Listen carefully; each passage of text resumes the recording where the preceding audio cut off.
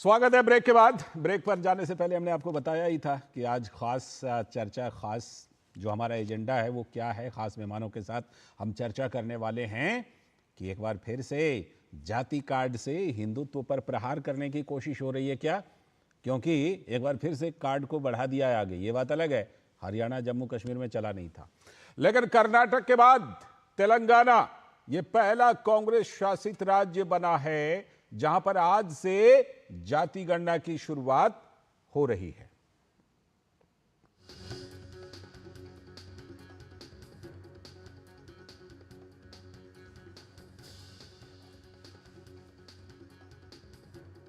राज्य सरकार का लक्ष्य है कि 1 महीने के अंदर इस काम को पूरा कर लिया जाएगा, लेकिन सवाल यह है कि जो कर्नाटक की सिद्धारमैया सरकार की जाति गणना की रिपोर्ट है वो सार्वजनिक करने से क्यों कतरा रही है कांग्रेस।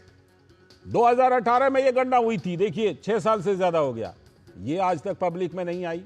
ये एक बड़ा सवाल है। राहुल गांधी इसे जाति गणना को विकास के लिए ढांचा तैयार करने की कोशिश बताते हैं, लेकिन कर्नाटक वाले ढांचे को क्यों कबाड़ में डाल रखा है, इसका जवाब नहीं दे रहे हैं। कांग्रेस पार्टी इस बीच आज महाराष्ट्र में घोषणा पत्र जारी कर रही है। तो महाविकास आघाड़ी, जिसमें कांग्रेस शामिल है, उसकी 7 गारंटी में राहुल गांधी की जाति गणना को भी प्रमुखता से रखा गया है। यह अलग बात है कि कांग्रेस पार्टी ने हरियाणा चुनाव में भी जाति कार्ड खेला तो था, लेकिन जाति गणना की गारंटी नहीं दी। लेकिन जम्मू कश्मीर में राहुल गांधी जाति कार्ड, जाति गणना सब कुछ भूल गए थे, वहां कुछ बोला ही नहीं उस पर। तो पीएम मोदी ने राहुल गांधी के जाति कार्ड पर पिछले दिनों कड़ा प्रहार भी किया था। पीएम ने कहा था कि अगर कांग्रेस पार्टी को सामाजिक न्याय की इतनी ही चिंता है तो फिर वो मुस्लिम जातियों की बात क्यों नहीं करती, वहां भी तो बहुत सारी जातियां हैं। पीएम ने राहुल गांधी पर हिंदुओं को जातियों में बांटने की षड्यंत्रकारी साजिश का आरोप लगाया। पीएम ने कहा कि कांग्रेस ने हिंदुओं की एक जाति को दूसरी जाति से लड़ाकर जीत का फॉर्मूला बना लिया है। लोग अब इसे समझ चुके हैं। हरियाणा में लोगों ने राहुल गांधी के जाति कार्ड को धाराशायी कर दिया और अर्बन नक्सल का जो नफरती सोच था उस पर ताला लगा दिया, मजबूत वाला। और बीजेपी को वहां पर प्रचंड बहुमत दिलाई। हरियाणा में लगातार रिकॉर्ड तीसरी बार सरकार बनाकर। तो क्या बांटो और राज करो की राजनीति कांग्रेस पार्टी को सत्ता की सीढ़ी चढ़ने में मदद करती है क्या, या फिर हिंदुत्व को लेकर बड़ी चेतना जो इन दिनों दिखाई पड़ रही है उसकी काट में राहुल गांधी जाति को एक अस्त्र बना रहे हैं। लेकिन संसद में जब चर्चा होती है तो पूर्व केंद्रीय मंत्री अनुराग ठाकुर ने राहुल गांधी से पूछा, आप कौन सी जाति के हैं। हंगामा हो गया। लेकिन अनुराग ठाकुर ने तो सिर्फ इतना कहा था कि जिसकी जाति का पता ही नहीं वो गणना की बात करते हैं।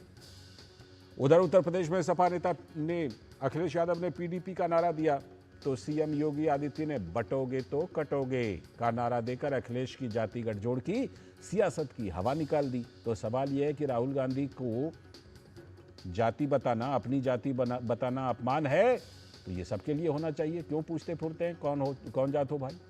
अगर राहुल और अखिलेश किसी पत्रकार की जाति पूछ सकते हैं तो फिर संसद में जाति पूछने पर हंगामा क्यों। अगर सपा आरजेडी को मुस्लिम यादव माई वाले फॉर्मूले में हिंदू मत विभाजन जीत का फॉर्मूला लगता है तो फिर योगी आदित्यनाथ को बटोगे तो कटोगे से दिक्कत क्यों है भाई। ये बड़ा सवाल है।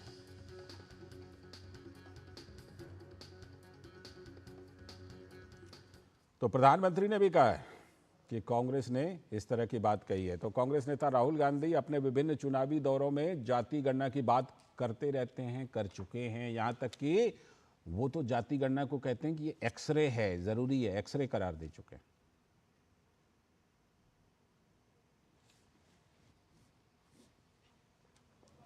एक्सरे कब होता है, जब हाथ टूटता है एक्सरे होता है। सही बात, सही बात। वैसे ही जाति जनगणना हिंदुस्तान का एक्सरे है। हिंदुस्तान का एक एक्सरे हो जाए,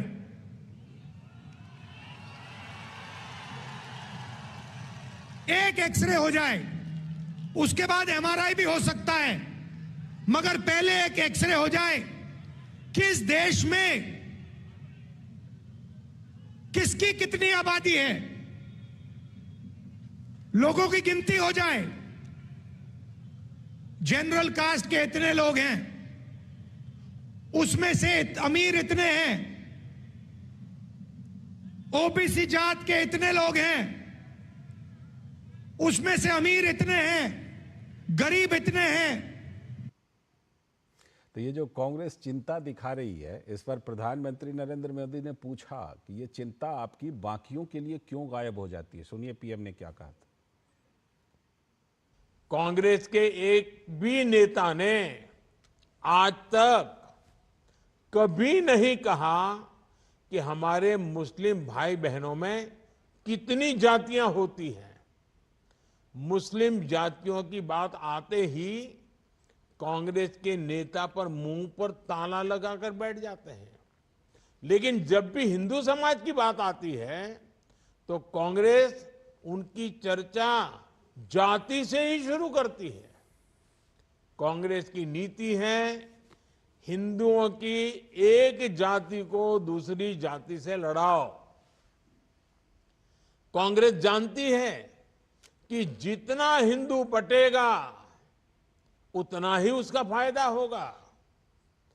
कांग्रेस किसी भी तरीके से हिंदू समाज में आग लगाए रखना चाहती है। तो राहुल गांधी तो पूछते रहते हैं कौन जात हो भाई, लेकिन जब संसद के अंदर पूर्व केंद्रीय मंत्री अनुराग ठाकुर ने यही बात पूछ ली थी कि अपनी तो जरा बताइए, तब देखिए कैसे हंगामा बरपा था। ओबीसी की बात जनगणना की बात बहुत की जाती है। माननीय सभापति जी, जिसकी जात का पता नहीं वो गणना की बात करता है। तो ये पूरा का पूरा जो सवाल है, एक बार फिर से आज हम इस पर चर्चा क्यों कर रहे हैं। बहुत बार पहले चर्चा कर चुके हैं, इसलिए चर्चा कर रहे हैं कि आज तेलंगाना में फिर कार्ड खेला और कर्नाटक वाला अभी तक सार्वजनिक किया नहीं, उधर महाराष्ट्र में भी खेलने की तैयारी है। तो आज इसी पर खास चर्चा के लिए हमारे साथ खास मेहमान जुड़ रहे हैं। हमारे साथ विजय शर्मा जी, भारतीय जनता पार्टी के प्रवक्ता, जुड़ चुके हैं। हमारे साथ विजय कौशिक जी, कांग्रेस के नेता, जुड़ चुके हैं। बहुत बहुत स्वागत आप दोनों का। हमारे साथ हमारे सलाहकार संपादक विनोद मिश्र जी यहीं पर स्टूडियो में मौजूद हैं, और शिशिर शेलार हमारे साथ देखिए बिल्कुल ग्राउंड से, मुंबई से जुड़े हुए हैं। पहले जरा ग्राउंड रिपोर्ट ही ले लेते हैं। शिशिर, क्या तैयारी आज महाराष्ट्र में? बिल्कुल राहुल गांधी के उस कार्ड को लगता है पूरी प्रमुखता से शामिल किया जाएगा, जाति गणना वाले कार्ड को एमवीए के घोषणा पत्र में महाराष्ट्र विकास अघाड़ी की तरफ से। बिल्कुल, देखिए जाति जनगणना का सुर महाराष्ट्र में पहली ही सभा जो आज राहुल गांधी ने की उसमें दिखाई दिया। उनके शब्द थे वो एक बार फिर से आपको बताना चाहूंगा। नागपुर में जो संविधान सभा जो आज हुई थी, जिसमें तमाम महाविकास आघाड़ी के घटक मौजूद थे, साथ ही साथ कांग्रेस नेता मौजूद थे, तो उन्होंने जो पहला ही आज जो बिगल बजाया है उसमें स्पष्ट कर दिया है कि जाति जनगणना सबसे महत्वपूर्ण है। उन्होंने ये भी कहा कि ये देखना होगा कि जो लोग इस वक्त कार्यरत है विविध पदों पर सरकार में, जो अधिकारी है उनकी जात क्या है ये भी देखना होगा। उन्होंने कहा कि उसमें दलित ढूंढ के शायद नहीं मिलेगा, ये उनका कहना है।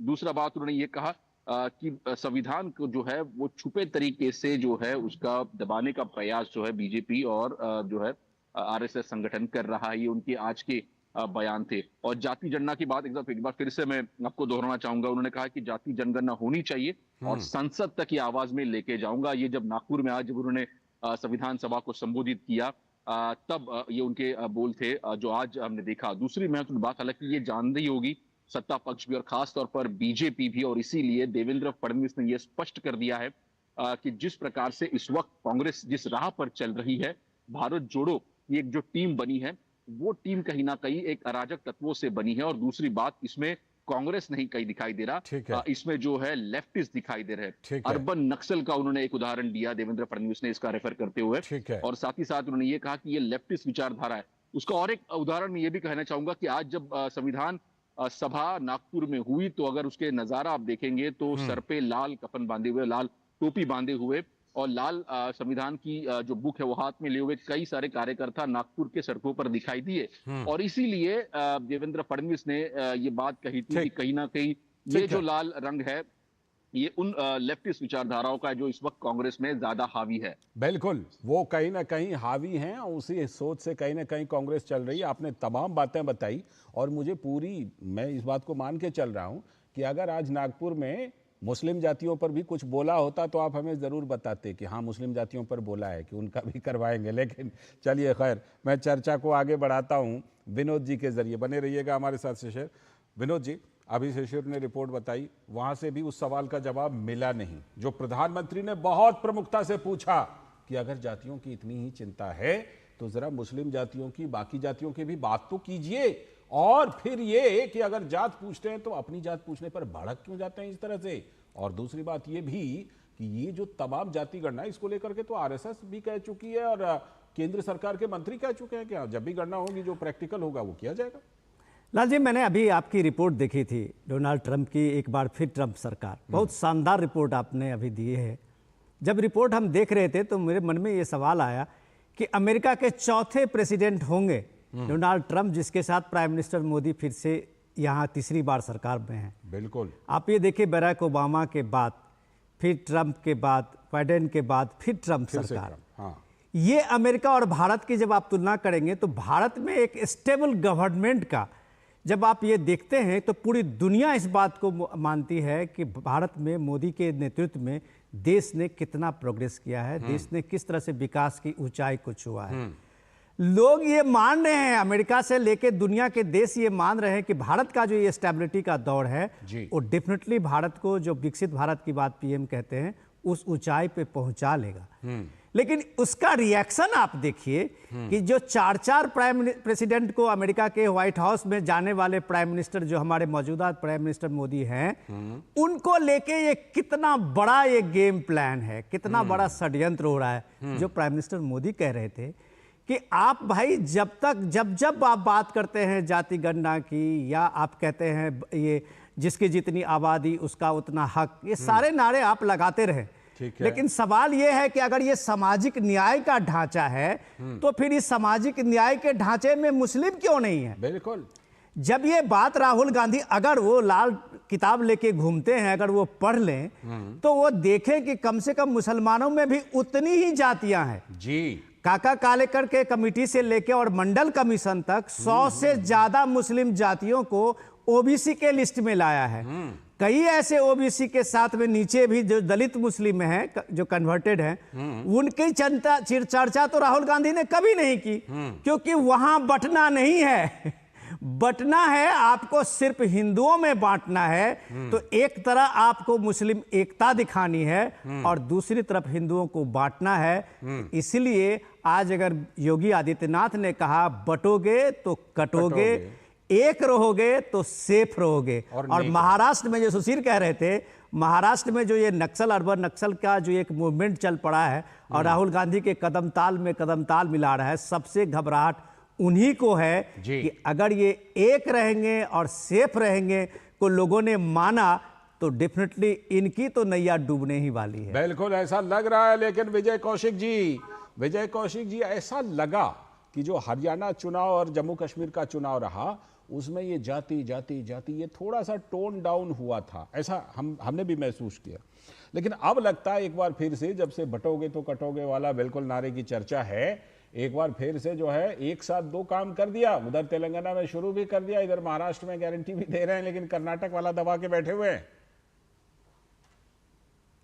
देखिए लाल सिंह जी, मैं आपको स्पष्ट कर दूं कि हमारी पार्टी सत्ता की भूखी नहीं है। हम सत्ता के लिए नहीं लड़ रहे, हम मुद्दों के लिए लड़ रहे हैं।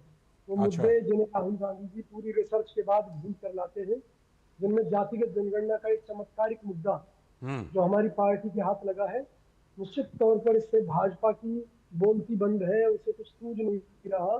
इसलिए हमने अपनी पार्टी में भी ये मांग की अपने साथी नेताओं से कि भाई इस जातिगत जनगणना के मामले को सबसे पहले कांग्रेस पार्टी के अंदर लागू किया जाए और जातिगत जनगणना कराई जाए, जिससे पता तो चले कि कांग्रेस को जो लोग वोट दे रहे हैं या कांग्रेस के लिए जो काम कर रहे हैं, उनमें कौन सी जातियों के कितने कितने लोग हैं।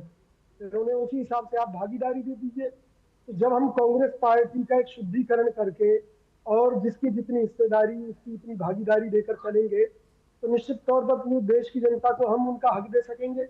और मैंने कहा कि हम संघर्ष के आदी हैं, जब तक एक मुद्दे पर आर पार, ये जो शुद्धिकरण की आप बात कर रहे हैं सर, सुनिए लाल सिंह जी, इसी तरह हमने चौकीदार चोर है वाली एक मुहिम राहुल गांधी जी के नेतृत्व में चलाई थी, और जब तक वो आर पार नहीं हो गई जब तक हम उस मुद्दे से पीछे नहीं हटे।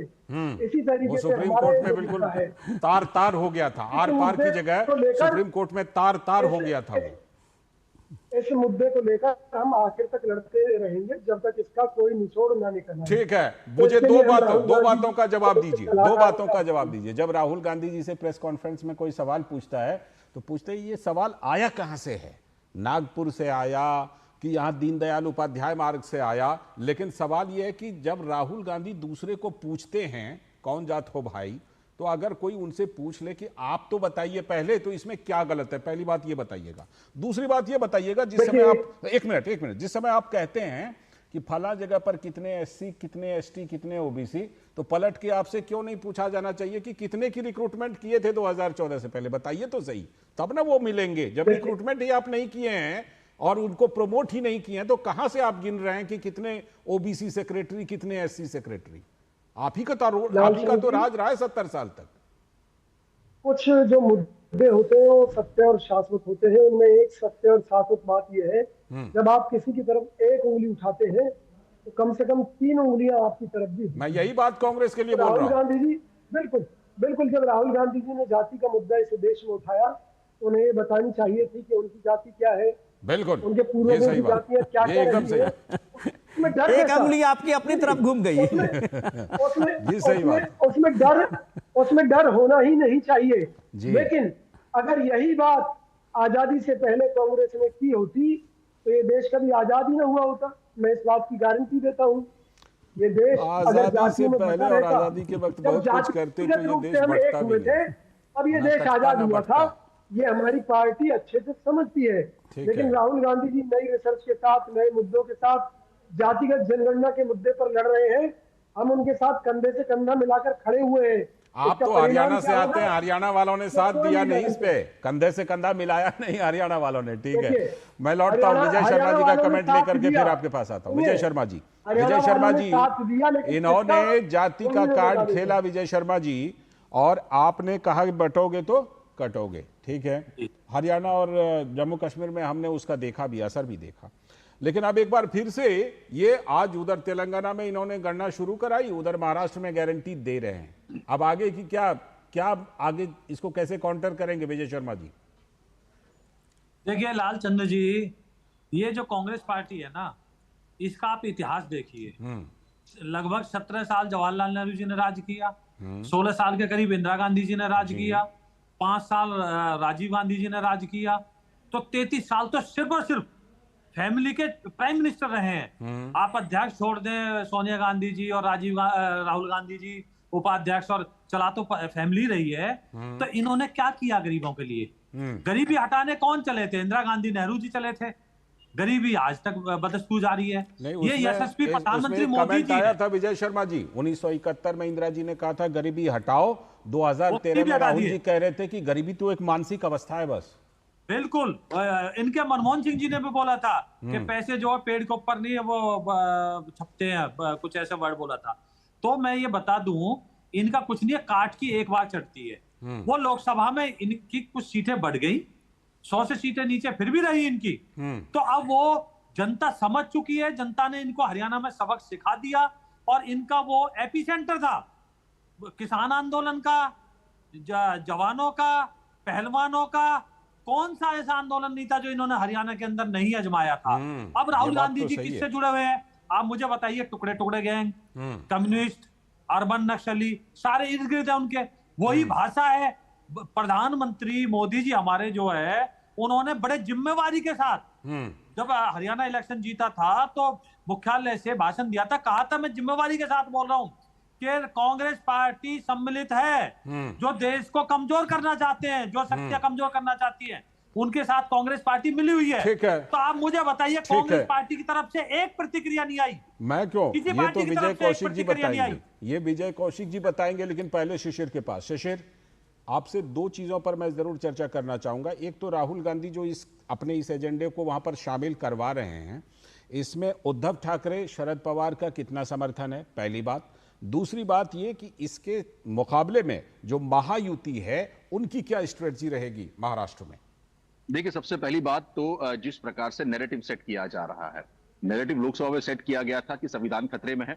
हालांकि उसके ऊपर अगर देखा जाए तो बीजेपी की सबसे पहले और महायुति की बात करूं तो उन्होंने ये कहा है कि जो नैरेटिव गलत नैरेटिव है, ज्यादा नहीं चलेगा, और इसीलिए काउंटर नैरेटिव करने का प्रयास महायुति द्वारा महाराष्ट्र में इस वक्त किया जा रहा है। और सबसे महत्वपूर्ण बात उसमें महायुति द्वारा जो की जा रही है वो ये है कि नैरेटिव, काउंटर नैरेटिव हटाइए, झूठे नैरेटिव हटाइए, जो काम की है उसके बारे में बोलिए। और इसीलिए जो है फिर चाहे हम लाडली बहन योजना की बात करें, बाकी अन्य जो योजना लगाई गई है उस पर इस वक्त ज्यादा महायुति जोर देती हुई दिखाई दे रही है।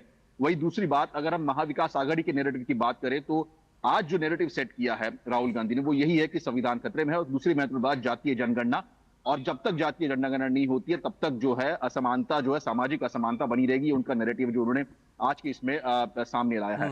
लेकिन ऐसे में अब देखना होगा जो मुद्दा लोकसभा में चला था, क्या वो मुद्दा अब विधानसभा में चलेगा कि नहीं चलेगा। सबसे महत्वपूर्ण बात, बहुत इंटरेस्टिंग बात कि लोकसभा में चला, हरियाणा और जम्मू कश्मीर में नहीं चला। लेकिन विनोद जी, आपको क्या लगता है कि जो लोकसभा में थोड़ा चलता दिखा लेकिन हरियाणा और जम्मू कश्मीर में नहीं चला, अब एक बार फिर से ऐसा लगता है कि कहीं ना कहीं राहुल गांधी जी के पास, कांग्रेस के पास, विपक्ष के पास ऐसा लगता है कि और कोई बड़ा मुद्दा है नहीं, चलो इसी को फिर से रीपैकेज करके लाते हैं।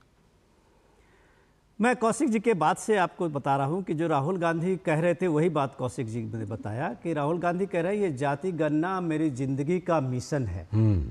यही बात कही थी ना कौशिक जी। तो मैं उनका मिशन को ही कौशिक जी को समझा रहा हूं कि क्या जाति गणना जो उनकी व्यक्तिगत मिशन है या कांग्रेस पार्टी की मिशन है। क्योंकि कांग्रेस पार्टी ने तो कभी भी इसको सपोर्ट नहीं किया। आरक्षण का भी सपोर्ट राजीव गांधी ने नहीं किया, इंदिरा जी ने नहीं किया, नेहरू जी ने नहीं किया। तो जिनकी 3 पीढ़ियां आज तक आरक्षण के सपोर्ट नहीं कर रहे हों, वो पीढ़ियां में से एक राहुल गांधी ऐसा निकले हैं कि वो कह रहे हैं कि इस देश में कितने ओबीसी, कितने दलित सेक्रेटरी बैठे हुए हैं। ये अपना उनकी सियासत जो भी हो, सियासत अगर राहुल गांधी और कांग्रेस पार्टी समझना चाहे तो एक बार कर्नाटक चले जाए भाई। जो जाति गणना को उन्होंने नाम दिया था आर्थिक सामाजिक सर्वेक्षण के नाम से, सिद्धारमैया की जब वो पुरानी सरकार थी तब वो रिपोर्ट के लिए वहाँ पे ये लाया गया विधानसभा में, उसको उसकी संस्तुति हुई, रिपोर्ट तैयार हुई। इस मौजूदा सरकार में रिपोर्ट कमीशन ने उनको सौंप भी दिया जी। अब ये सारी चीजें जब हो गई तो कर्नाटक के जाति गणना के सर्वेक्षण की रिपोर्ट क्यों कबाड़ में पड़ी हुई है भाई? ये बड़ा सवाल है। जब ये कहते हैं कि हमारा जाति गणना का कराने का मुख्य उद्देश्य विकास का मॉडल खड़ा करना है, वो ढांचा बनेगा, तो कर्नाटक में आपको ये ढांचा बनाने में किसने रोका था? किसने रोका है? सही बात है। आज तेलंगाना में आके उसकी शुरुआत कर रहे हैं जी। नंबर 2 कि जब वो तेलंगाना में शुरुआत कर रहे हैं तो इसमें आप इनकी निष्ठा देखिए और बेईमानी देखिए। तेलंगाना में वो कह रहे हैं कि हम 1 महीने के अंदर में इस जाति गणना की रिपोर्ट को ले आएंगे। उधर 6 साल से पड़ा हुआ और उधर 7 साल से पड़ा हुआ है। क्यों लाएंगे? तो आप पे अभी जब वो दबाव जो इनका बीआरएस की पार्टी बना रही है कि आप जितने भी आपने एजेंडे की बात कही, गारंटी की बात कही, सारे झूठे वादे थे। ठीक है। तो उस परसेप्शन को बनाने के लिए आज उन्होंने जल्दी जल्दी में ये कवायद शुरू की है। और आप ये बताइए कि 1 महीने में देश के ये स्टेट के वो इतने करोड़ों लोगों को गिनती कर लेंगे, उनके सामाजिक आर्थिक सर्वेक्षण कर लेंगे। 70% लोग जो तेलंगाना हो, बिहार हो, यूपी हो, वो बाहर में माइग्रेटेड है। ठीक है। क्या बिहार में जाति गणना हुई थी तो आपसे किसी ने पूछा कि भैया तुम किस जात के हो लालचंद? हमारे घर में नहीं आए, मुझसे पूछने की बात तो दूर, हमारे घर तक में नहीं आए थे। में जो ये भसर कोशिश की जा रही है बनाने की, तो ये भसर का जवाब है, बटोगे तो कटोगे। ठीक है। और इसका जो असर है वो देश से लेके दुनिया तक हुई है। आज कनाडा में आपने देखा कि जब हिंदू मंदिर पे हमले हुए वहां पर भी वो तो नारा लग रहा वहां लोगों ने नारा दिया, बटोगे तो कटोगे, एक रहोगे तो सेफ रहोगे। और अगले दिन वो सड़क पे उतरे, कनाडा सरकार ने तुरंत रिएक्ट किया। विजय कौशिक जी, क्या इस नारे ने परेशान कर दिया है क्या? इसीलिए तेलंगाना में आप उसकी काउंटिंग करा के महाराष्ट्र और झारखंड में संदेश भेजना चाह रहे हैं, पैगाम भेजना चाह रहे हैं क्या? देखिए, बटोगे तो कटोगे। हाँ। और इस नारे से हमें कोई परेशानी नहीं है। बड़ी सीधी सी बात है। हमें परेशानी केवल इस बात की है कि जब हम संवैधानिक तौर पर एक बात कहते हैं तो ये बात सभी के ऊपर लागू होती है, हिंदू, मुस्लिम, सिख, ईसाई। यानी कि अगर ये आपस में बटेंगे तो ये देश टूट जाएगा। ठीक है। जबकि भाजपा इसमें केवल अपने फायदे के लिए हिंदुओं की बात करती है, इससे समाज का विघटन बढ़ता है। और वो जातियों में जो हजारों जातियों में तोड़ने वाली बात है वो क्या है विजय जी? वो भी सिर्फ हिंदू जातियों की बात करना, वो राहुल गांधी जी की रिसर्च है। और उस रिसर्च के क्या परिणाम होंगे, फॉर्मूला भी कह दीजिए, रिसर्च के साथ साथ उसको फॉर्मूला भी बोलिए। वो कुछ नए फार्मूले कांग्रेस पार्टी ठीक है, तय कर रहे हैं। उनकी सलाहकारों की टीम ये तय कर रही है कि उनके किस एक्शन का क्या रिएक्शन होगा, उस रिएक्शन का फायदा होगा, नुकसान होगा, वो तो बाद में पता चलेगा। जिस तरह से चौकीदार चोर है, नुकसान उनका हो गया। 4-5 लोगों की टीम देश में जहर घोल रहा है। बिल्कुल। आप पार्टी का पे देखिए, आप एक ये सब अर्बन नक्सल के सिखाने पर हो रहा है। आप एक पुराने नेता हैं कांग्रेस पार्टी के और आप हरियाणा से आते हैं। हरियाणा के लोगों ने राहुल गांधी की इस जहर को नहीं फैलने दिया। बिल्कुल। तो आप क्या चाह रहे हैं कि राहुल गांधी की जो ये 4-5 लोगों की टीम है, जो मैक्सिमम लोग कन्हैया कुमार जैसे ही लोग हैं उसमें, जो ये भारत तेरे टुकड़े होंगे का नारा लगाने वाले सबसे ज्यादा सम्मानित वहां पे एक राहुल गांधी की टीम में है, तो क्या आप चाहते हैं ये 5-6 लोगों के टीम के उनके भसर से पूरे देश में ये जहर फैलते जाए कि कौन जात हो भाई, कौन जात हो, पूछते रहे लोगों को? बोलिए, दीजिए जवाब विजय कौशिक जी, दीजिए जवाब। सूचना क्रांति के इस दौर में कोई बेवकूफ नहीं बन सकता, पहली बात ये। दूसरी बात, ये जो राहुल गांधी जी के सलाहकार जो भी कर रहे हैं, इनका हश्र भी आने वाले समय में आपके सामने होगा निश्चित तौर पर। देश की जनता को बेवकूफ तो नहीं बनाया जा सकता कि आज किसी के कहने से लोग अपनी बरसों पुरानी मानसिकता को बदल दे, ये संभव नहीं है और बिल्कुल नहीं है। लेकिन जो पार्टी में इस मुद्दे को लेकर चल रहा है, इसलिए तो हमने ये मुद्दा रखा है कि भाई सबसे दीजिए जवाब विजय शर्मा जी। जनगणना होनी चाहिए। सुनिए, हमने विजय शर्मा जी दीजिए जवाब। सबसे पहले जातिगत जनगणना कांग्रेस पार्टी में शुरू होनी चाहिए। विजय कौशिक जी ने बड़ी साफ गोई के साथ एडमिट कर लिया कि जो राहुल गांधी की टीम है वो टुकड़े टुकड़े गैंग है, वो वही नक्सल है।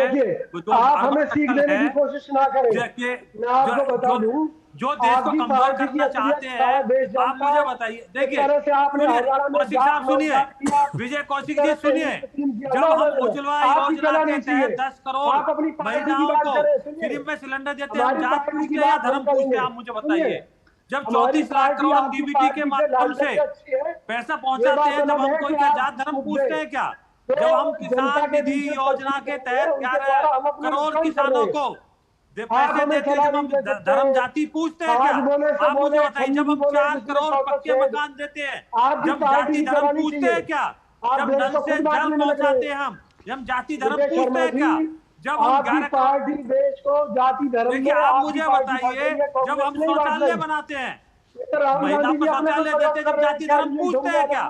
आप मुझे बताइए। जब हम उर्वरक के सब्सिडी देते हैं जो पूरे वर्ल्ड में सबसे ज्यादा है हमारे यहाँ, तो तब हम जाति धर्म पूछते हैं क्या? बिल्कुल बिल्कुल। देखिए लेकिन ये तमाम आरोप प्रत्यारोप के बीच कुछ सवाल जो है ना वो गंभीर सवाल हैं। उन गंभीर सवालों को लेकर के मैं लौटूंगा और उन गंभीर सवालों पर जरूर बात करूंगा, क्योंकि ये बात सिर्फ नहीं है कि हर एक इलेक्शन में आप कार्ड खेल करके आ जाएंगे और सिर्फ जो है एक समुदाय की जातियों की बात करेंगे। एक छोटा सा ब्रेक लेते हैं, ब्रेक के बाद जब लौटेंगे तो कुछ गंभीर सवाल और उठाएंगे। जब धरती चीर कर निकलता है लोहे का पत्थर और मिलता है मोंगिया के जोश से, फिर तपता है, पिघलता है और बनता है फौलाद। अब होता है सरिया सारी खूबियों के साथ। मोंगिया स्टील, मजबूत देश का मजबूत सरिया। सुनो, एक अच्छी इंश्योरेंस पॉलिसी एआई से पूछते हैं। एक ऐसी पॉलिसी जिसमें प्रीमियम पेमेंट हो लिमिटेड पर इनकम आती रहे लाइफ टाइम। LIC का जीवन उत्सव। एक ऐसी पॉलिसी जो दे होल लाइफ इंश्योरेंस कवर भी। LIC का जीवन उत्सव। वाह, चलो तो LIC की जीवन उत्सव पॉलिसी ही लेते हैं। मैं भी तुमसे यही कह रही थी, LIC का जीवन उत्सव। लाइफ टाइम सेलिब्रेशन मनाइए LIC के जीवन उत्सव के साथ, फ्यूचर सेट है। स्वागत है। ब्रेक के बाद हम चर्चा कर रहे हैं कि क्या जाति कार्ड को लेकर के एक बार फिर से नई बोतल पुरानी चीज, समझ जाइए, वो लेकर के क्या कांग्रेस आ रही है क्या। लेकिन उससे पहले जरा शिशिर से एक अपडेट लेना चाहूंगा। शिशिर, आज क्या वहां सैयद अकबरुद्दीन, जो असदुद्दीन ओवैसी के भाई हैं, अकबरुद्दीन ओवैसी, उनके किसी बयान की महाराष्ट्र में कुछ चर्चा हो रही है क्या?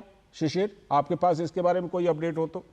इस बारे में जरूर जो है प्रतिक्रिया पूछी गई थी। आज सुबह जो है विकास आघाड़ी के नेताओं से भी ये सवाल पूछा गया था कि इसके आप पर आपकी राय क्या है।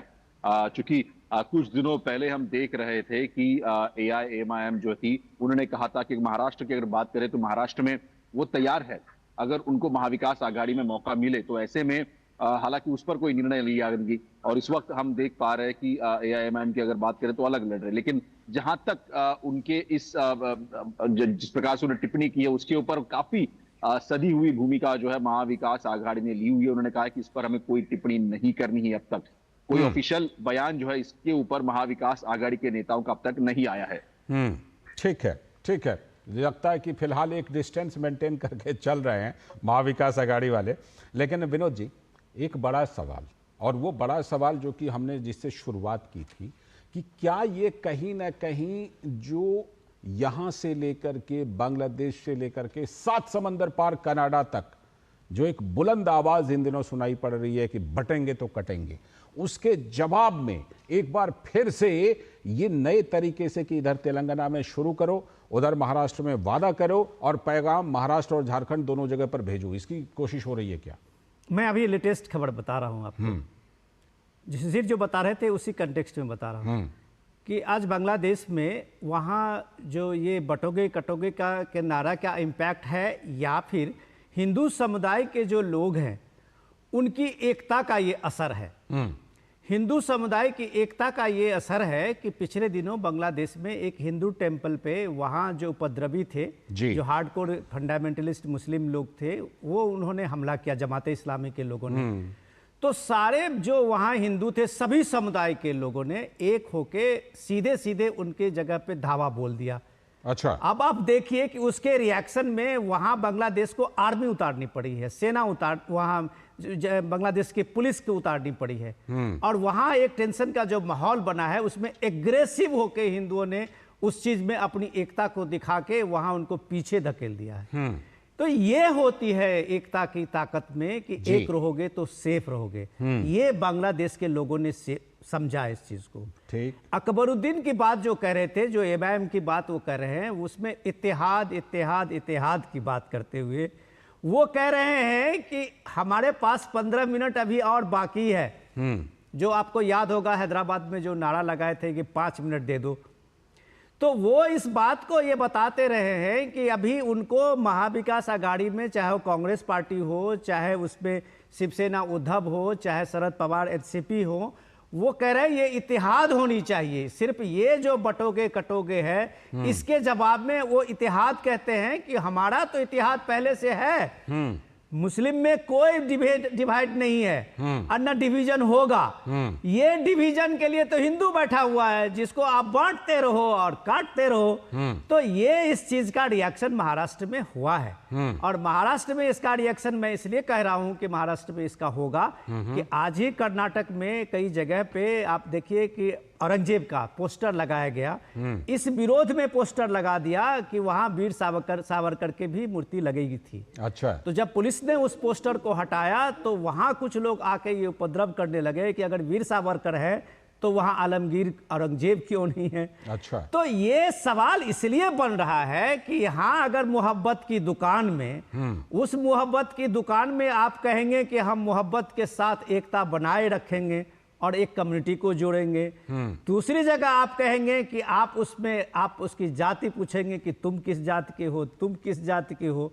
तो ये जो कांग्रेस का आप पहले से देखिए, पहले दिन से इसको बताने की, और विजय जी शायद हमसे ज्यादा अनुभवी है जी, कांग्रेस का पूरी जीत का जो फार्मूला है ये 60 साल की सियासत का, वो सोशल ब्लॉक को लेके है।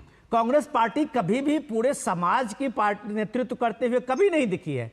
उसके सोशल ब्लॉक में कभी अगड़े होते हैं, कभी दलित होते हैं, मुस्लिम उसके पॉकेट में है ही। तो कांग्रेस ने कभी परवाह ही नहीं की इस आरक्षण को लेके, ओबीसी को लेके, क्योंकि उनके पास एक सोशल ब्लॉक पहले से ही था। जब से ये रामलला के के प्राण प्रतिष्ठा की बात आप करिए या उससे पहले राम जन्मभूमि का आंदोलन करिए जी, उसके बाद जब ये ब्लॉक टूटा है तब से ये एग्जिस्टेंस का उनके सवाल सामने में आया।